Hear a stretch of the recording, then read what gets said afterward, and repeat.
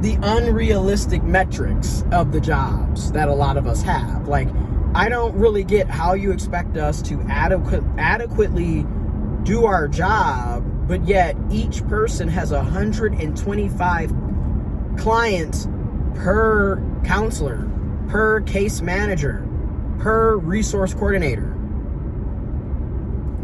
There's no way we're going to have the adequate time to properly care for our clients when we have that many clients on one person. Then so many of us that are doing case management, counseling, social work, social service type jobs already know a large portion of your day is wasted doing data. You're not even spending time with the client because, y'all have so many paperwork and different programs that the paperwork needs to go into. And it's like you're asking us to do the same job 3 times over instead of just having a central program and software that everybody uses. No, you're going to be in Compass. You're going to be in SharePoint. You're going to be in Counselor Max. You're going to be in Elite instead of everything just being in one central location. It is absolutely bona fidely insane. It should not be this difficult. But again, we waste so much time doing data and data entry and data management and reporting and preparing for audits and reports that there really is no time to actually meet with any of the clients. Not to mention, a lot of the clients have no idea that they're even in the program, which is another reason why you don't have good success rates with trying to communicate and talk to these people, because a lot of them don't even know that they're in the program. So again, they think that you're a scam or you're a telemarketer that's constantly harassing and hounding them to come to an appointment. And then a lot of these people are making appointments that they forget that they made because, newsflash, your average everyday working person in today's economy has about 2 to 3 jobs. So good luck on trying to keep up with your schedule when you never have time to really sit down and think about anything outside of going from one job to the next. So, and then ironically enough, a lot of us that are in human services, we're not paid well. We're also struggling to make ends meet. We also have 2 and 3 jobs. So, and ironically enough, depending on your household size and your income, you're not eligible for any of the services that you are providing to other people because you earn too much. You earn over income, or you don't have enough people in your household to match the income. So therefore, you earn too much to receive any of the programs that you offer to everybody else.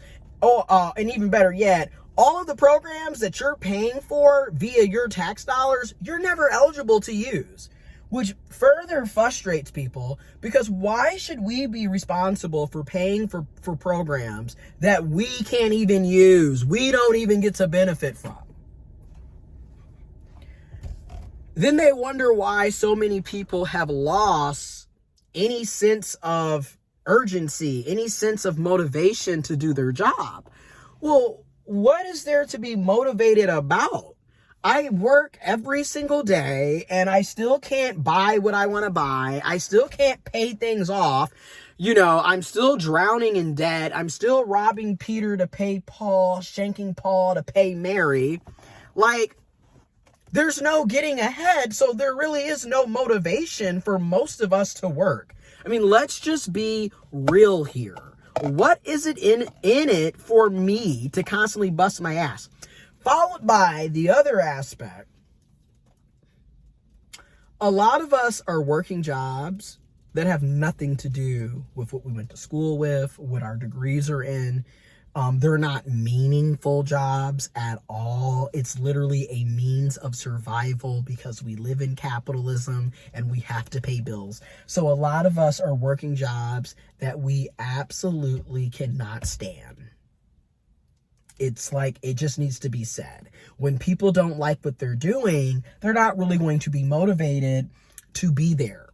They dread every day they have to go to work because you're doing stuff that you don't like and you're forced to do because you have to pay bills. So again, you're not going to get good quality work out of people that don't like their jobs.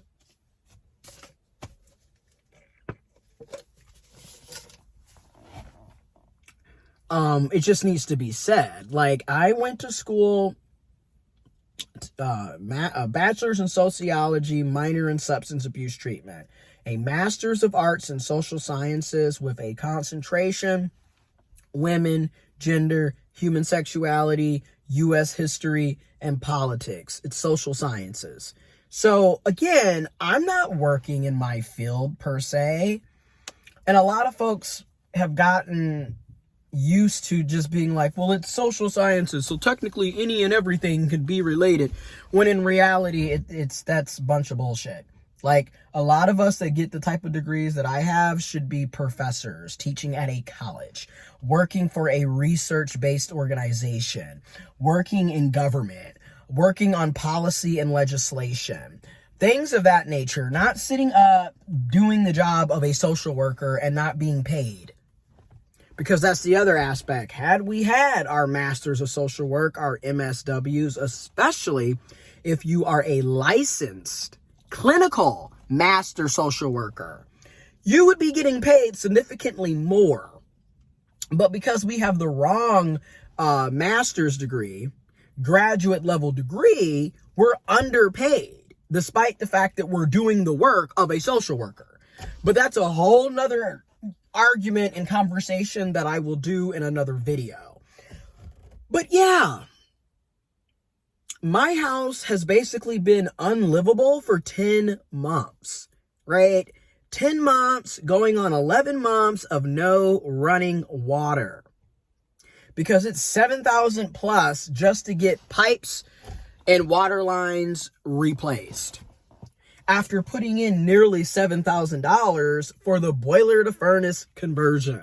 Working a job that doesn't even provide, I'm getting roughly $3,000, $3,200 a month after taxes and deductions.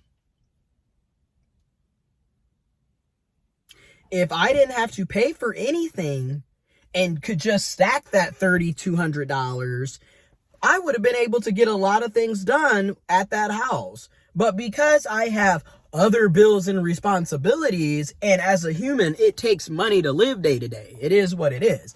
We have to eat. We have to have food. We have to have shelter. You have to pay to stay somewhere else since your house is not livable. You're still having to come out of pocket for shit.